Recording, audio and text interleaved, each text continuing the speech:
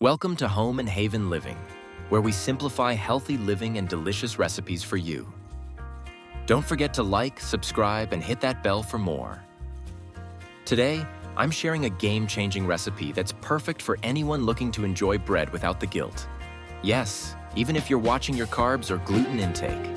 Have you ever wondered how to make protein bread without flour? Well, you're in the right place because we've got the solution. This protein bread is not just easy to make, but it's also packed with nutrients and delicious flavors. Let's dive in. To make this flourless protein bread, you'll need just a few simple ingredients that you're likely already have at home. Let's go through them. 2 eggs, 250 grams of cottage cheese, 1 cup of oats, 2 teaspoons of baking powder or soda, any of your favorite nuts and seeds. Add as much as you like. Pumpkin seeds, sunflower seeds, or a mix. The choice is yours. Now that we have everything we need, let's get into the fun part, making the bread. 1. Preheat your oven to 180 degrees Celsius, 356 degrees Fahrenheit. You want it nice and hot for that perfect crust. 2. Crack your eggs into a mixing bowl and give them a good whisk until they're well beaten.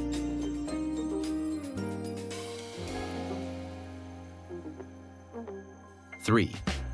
Add the cottage cheese to the eggs and mix until smooth.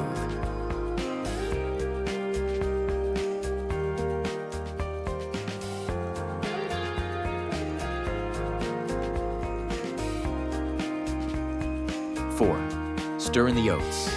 Depending on the consistency, you may need a bit more if it's too wet. You want the batter to be a bit thick and sticky, which is perfect for bread. 5. Add the baking powder or soda and mix it all together. 6. Toss in your nuts and seeds, as many as you like.